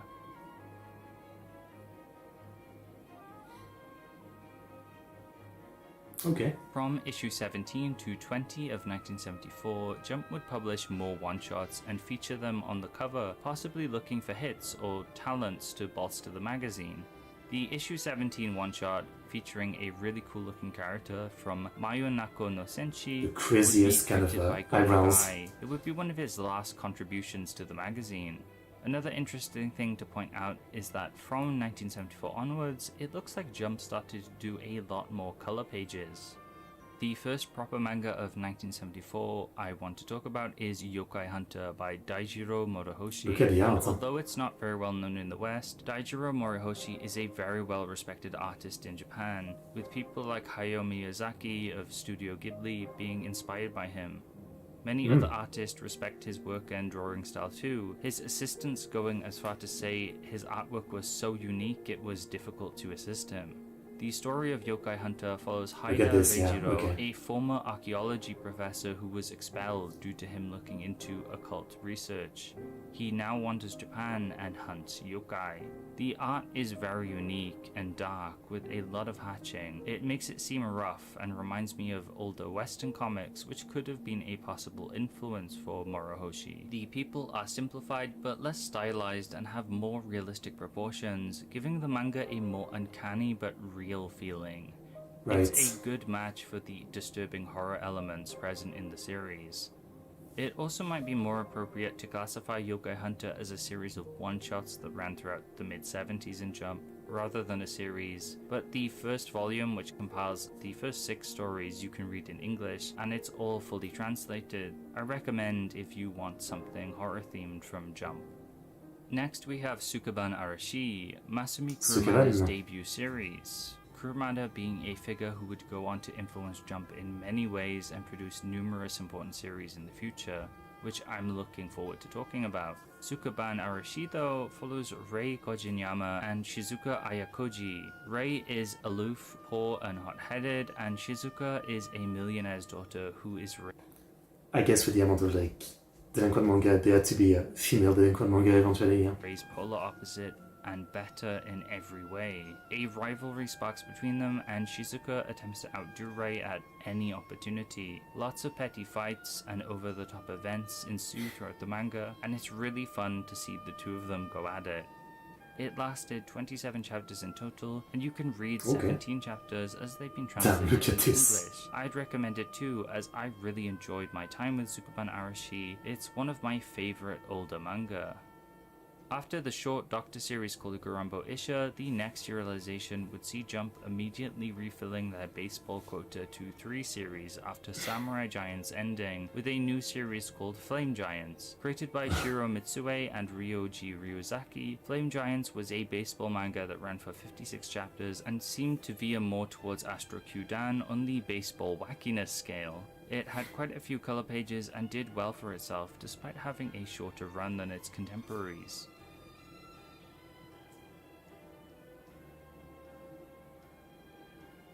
I hope you didn't forget about Satoshi Ikezawa, as his big hit would begin the year 1975, that being Circuit no Okami, or Circuit 27 volumes, which lasted 230 chapters over 27 volumes, getting a sequel series in 1989, outside of Jump in Weekly Playboy, spanning another 25 volumes. It also had a short anime in 1990 and a live-action film in 1977.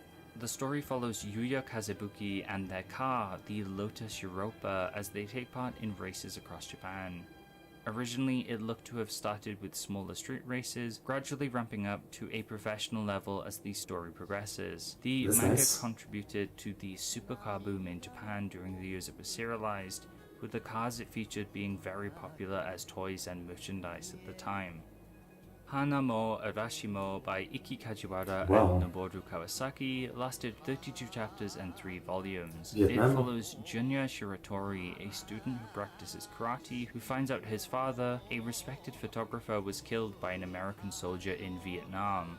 Throughout the series, it seems Junior grows up and is involved in a bitter rivalry with Robert Jonathan, the son of the man who killed his father, as well as a girl named Rana, who is someone who was saved by his father in Vietnam.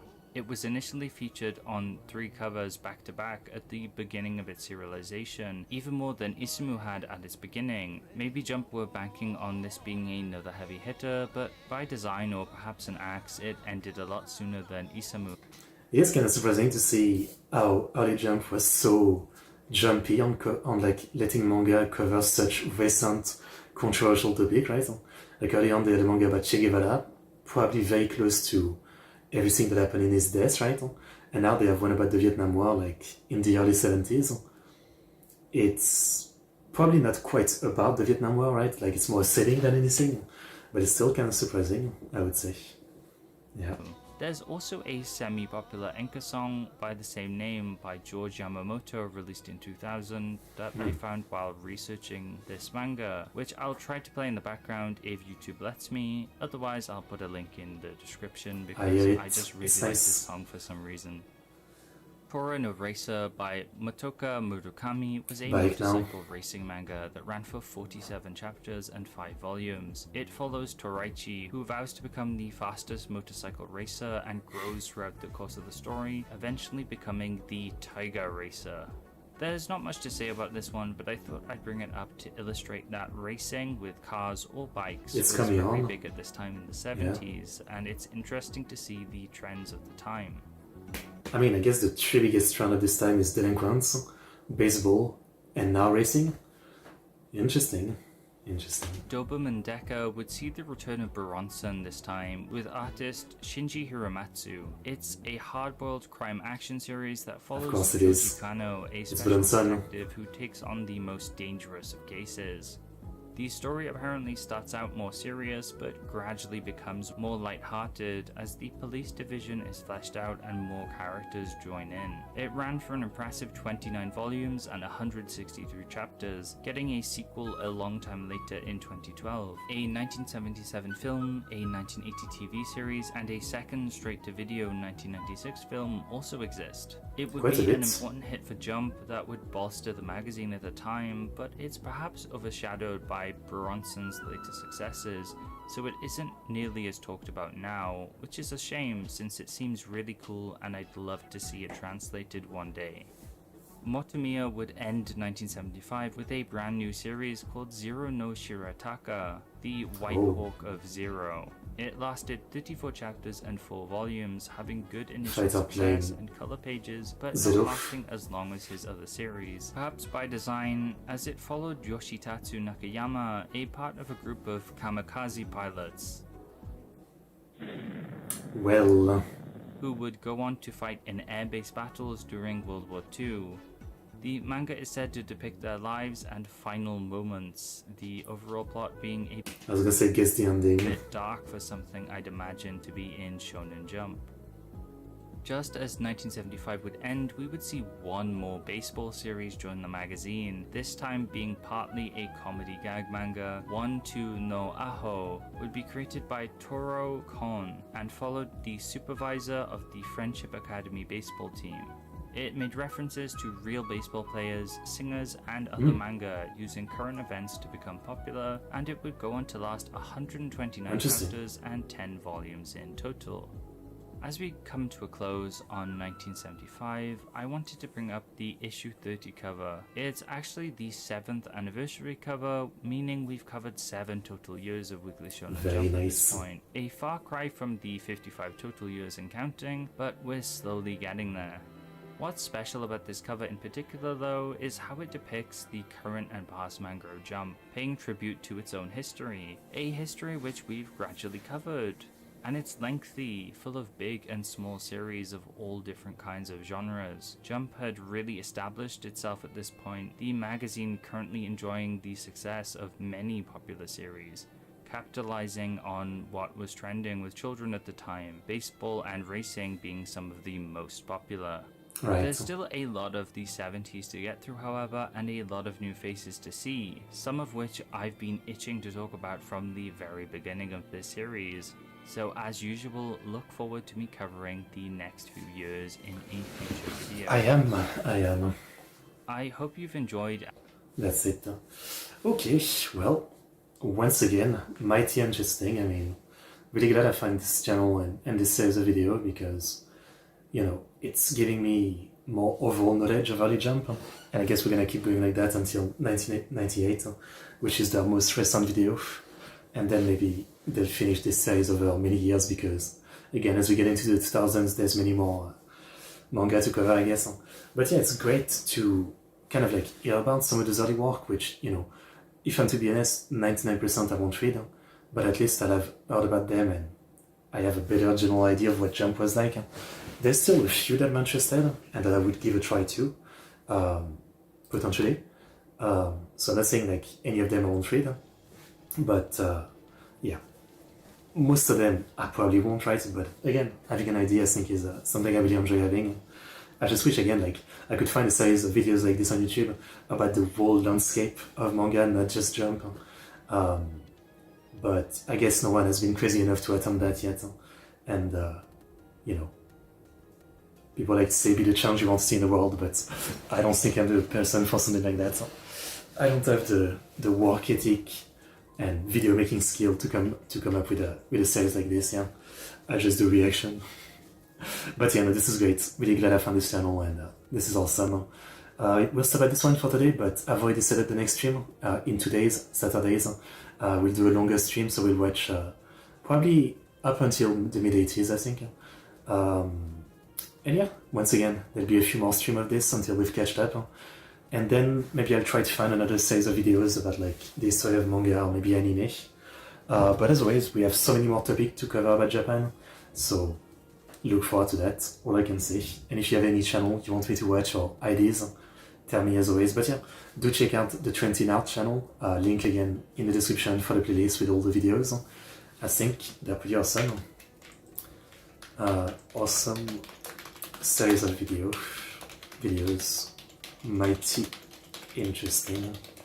Really looking forward to the next one. Yeah. I love videos like this and series like this. For example, there's a channel called Never Known Best, and he's done videos like this for like history of a genre of games, for example. Never Known Best. Like the entire history of horror games or JRPG or video games overall. And obviously it doesn't cover in detail like every game ever or something, but it's really like talking about the trends, the important work, popular and unpopular, the challenge, and I really like that kind of stuff. So yeah, this kind of stuff just fascinates me. Even though I will not play 99% of the game in these videos, you know, having like a full view of the landscape of something you like is just mighty interesting. Yeah. Anyway, tomorrow we are learning about the Akita Prefecture. Saturday we're doing more manga history. Hope you enjoyed the stream today. Like, subscribe, comment, and I'll see you guys next time. Ciao, yoroshiku, onegai shimasu. See you.